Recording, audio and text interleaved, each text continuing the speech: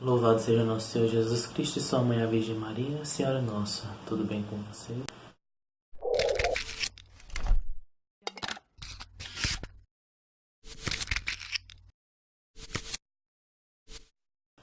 Então hoje nós vamos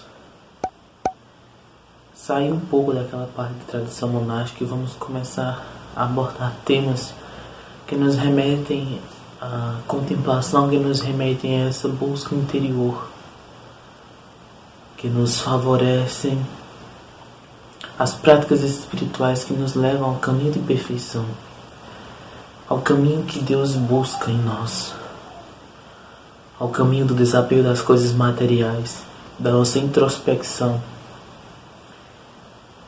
esse caminho de descoberta interior.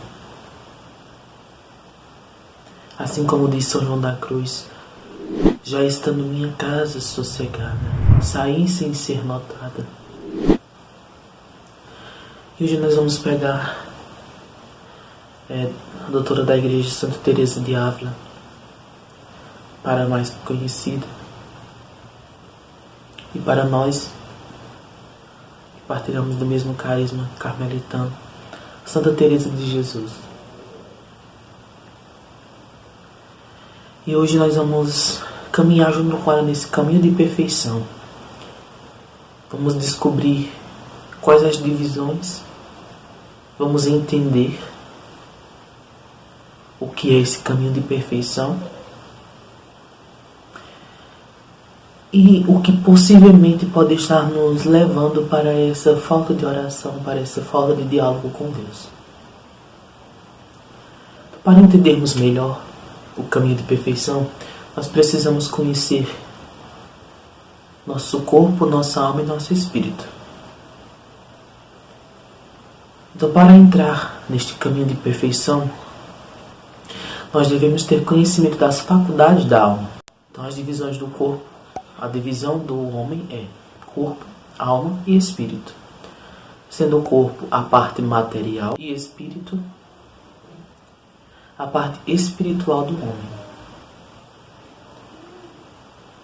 Ou seja, o espírito é a nossa parte perfeita da criação e o corpo é apenas o abrigo do ser espiritual. Então o corpo é a matéria e o espírito é a perfeição. E a alma é este intermédio que pende para o lado material, quando nós experimentamos cada vez mais do pecado, e ela tende para o lado espiritual quando nós buscamos esses caminhos e essas formas de perfeição. Então a alma nada mais é do que o caminho entre o material e o espiritual. Se a alma ela busca mais a Deus, ela está tendendo para a perfeição. Se ela está tendendo mais para o material, quer dizer que ela está buscando a sua corrupção, ou seja, buscando o pecado. Entender agora as faculdades da alma. É subdividido em 3 tomos, ou 3 módulos: inteligência, sentimento e vontade. Inteligência, ela é subdividida em 3 outros pontos: inteligência, memória e razão.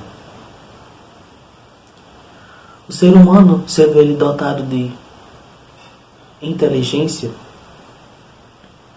ele é capaz de projetar ou concretizar pensamentos, produzir uma imagem, reproduzir uma imagem com o seu pensamento. Isso é o que dá a característica da imaginação. A memória é o que faz o ser humano capaz de raciocinar e de guardar, armazenar informações do passado, do presente e futuramente elas virem à tona. E a principal de todas, a razão, que é o que faz o ser humano ter conhecimento do que é bem, do que é bom e do que é mal. Foi justamente na razão que quando Adão e Eva comeu o fruto proibido, eles ficaram esclarecidos do que é bom e do que é mal. Foi aí, a partir do momento do pecado original, que foi introduzido na natureza humana a parte má do conhecimento entre o bem e o mal.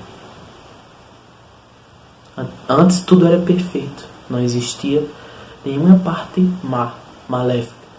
No entanto, com o pecado original, a desobediência, foi introduzida no coração do homem a parte má da razão. O ser humano também é dotado de sentimentos e emoções, o que faz ele ser um ser emotivo, ou seja, um ser que possui características, que possui humores. E que esses humores eles podem variar de acordo com o seu estado emocional. E a vontade, aquela parte do princípio de inteligência e sentimento. Ou seja, a vontade de realizar algo. Quando o ser humano ele tende à perfeição, é porque a sua imagem, a sua inteligência, juntamente com sua imaginação, sua memória e sua razão estão tendendo para o lado bom da criação, para a perfeição. Os seus sentimentos estão voltados para a alegria. E a sua vontade é cada vez mais se empenhar na virtude. É cada vez mais ser perfeito, cada vez mais querer buscar a Deus. Porque Deus é bom. Deus é infinita bondade. Então o homem tem essa tendência a buscar os seus ideais, buscar os seus objetivos. Quando nós descobrimos, fazemos essa introspecção e vemos que Deus é o real sentido da nossa vida, então todas as faculdades da nossa alma tendem a buscar o que é bom, a felicidade, a alegria. Mas quando nós não temos essa introspecção e nós não conhecemos a Deus, nós não buscamos as virtudes, nós vamos ter uma introspecção negativa e vamos começar a tender para o mal, a buscar as coisas do mal, a ser sempre um pecador, mas um pecador imperceptível dos seus pecados. Vamos começar a domesticar nossos pecados e torná-los virtudes. Porque o homem também, assim como ele tem a capacidade de projetar imagens boas, ele também tem a capacidade de projetar imagens ruins, imagens que corrompam a sua alma e que tornem aquilo virtudes. Então por isso é necessário que nós façamos esse caminho de perfeição com as práticas espirituais corretas, para que nós possamos respirar Jesus e possamos jogar para fora tudo aquilo que não faz bem para a nossa alma e para o nosso corpo. Então essas são as faculdades da alma. Mas também tem as faculdades do Espírito. E são duas as faculdades do Espírito. Como eu falei para vocês anteriormente, o Espírito é a parte perfeita.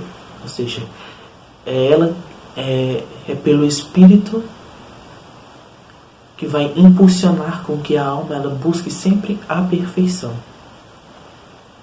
E as faculdades do Espírito são fé e consciência. A fé é a natureza espiritual que leva o homem a Deus. Ou seja, todas as práticas espirituais que nós utilizamos, elas nos fazem tender a buscar cada vez mais a Deus e, consequentemente, buscar a perfeição. E a consciência é o instinto do homem, ou seja, a natureza que vai aprovar ou desaprovar certas atitudes. Ou seja, a nossa consciência de saber o que é bem e o que é mal. Quando nós temos consciência do que é bom e do que é mal, nós pecamos porque queremos. Nós sabemos as consequências que aquilo vai nos trazer. Então, se nós descumprimos os mandamentos da lei de Deus, nós descumprimos porque nós somos humanos, estamos tendendo para a imperfeição, mas nós temos consciência de que aquilo que nós estamos fazendo é errado. Então o corpo, ele é o que vai sofrer as consequências da alma e do espírito. Se nós estamos buscando as práticas espirituais corretas, se nós estamos tendendo à perfeição, o nosso corpo ele vai estar inclinado à perfeição. E é a partir dessa perfeição, dessa inclinação para a perfeição, que surgem também os degraus da perfeição. E esses degraus eles são divididos em 3 fases. Fase purgativa, fase iluminativa e fase unitiva. A fase purgativa, ou seja, a fase de purgar, ou seja, a fase de purificar, purificação. Então é a fase em que a alma ela busca as práticas espirituais corretas, começam a fazer uma introspecção da sua vontade, da sua consciência, da sua razão.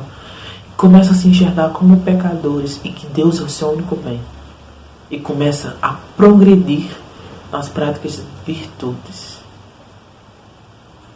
E das virtudes começam a elevar a condição humana para uma condição espiritual. E cada vez mais ela busca Deus, da fonte da misericórdia, da fonte da sabedoria. Quanto mais ela se abandona à vontade de Deus, mais ela passa por esses degraus. E da fase purgativa, ela progride para a fase iluminativa. Ou seja, que é quando a alma ela começa a ter uma aproximação física, uma aproximação extraordinária com Deus. Quando ela começa a sentir a presença de Deus. Quando o seu sentido lá na faculdade da alma, quando o seu sentido ele começa a sentir a presença viva de Deus em seu meio, em sua condição pecadora. Quando ela começa a ter locuções interiores, ou seja, dias espirituais com Jesus. E se cada vez mais ela progredir, buscar a Deus, ela chega na fase unitiva.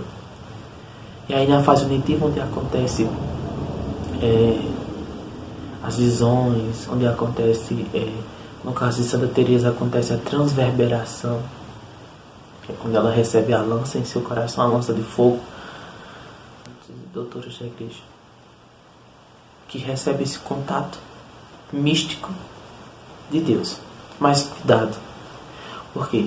Porque essa fase ela é uma fase de acumulação, ou seja, quanto mais eu acumulo virtudes, quanto mais eu busco a Deus, ela vai crescendo e eu vou passando por todos esses degraus.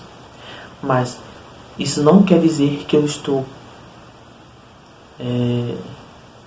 protegido contra o pecado, não. Isso indica o quê? Que eu devo ter mais resistência ao pecado. Mas se eu não resistir ao pecado, eu volto para a fase purgativa. Então há esse declínio na vida espiritual. As suas escolhas, ou seja, a sua consciência, saber optar o que é certo e o que é errado, ela influencia diretamente nos degraus da perfeição. Se você está fazendo tudo correto, tudo perfeito, você vai progredir nos degraus da perfeição. Mas a partir do momento que você peca, por mais simples que seja, por ser um pecado venial, você tem esse declínio e você começa a procrastinar lá na fase purgativa, ou seja, na fase de purificação novamente. Então tudo depende de você. Tudo depende do seu caminho de perfeição. E uma doença espiritual que eu gostaria de colocar, que faz parte desse processo de caminho de perfeição, se chama assídia. Assídia espiritual. Ou seja, a assídia espiritual é um contentamento ilusório. Ou seja, quando a alma ela se acha já pronta para habitar o reino de Deus. É quando ela cria uma falsa ilusão de que não precisa mais rezar, porque faz muito tempo que ela está na vida religiosa. que ela não precisa mais fazer jejuns, porque a alma dela já está bastante mortificada. Então é quando o orgulho começa a invadir a alma religiosa de uma forma imperceptível. E aí faz com que esse despenque na vida religiosa, ou seja, que o religioso ele retroceda todo o processo espiritual que ele construiu, mas que ele não consiga perceber. E aí é uma doença espiritual que ela precisa ser tratada com seu diretor espiritual. Eu espero que esse vídeo tenha alcançado o seu coração. Deus nos abençoe em nome da Pátria, Filho e do Espírito Santo.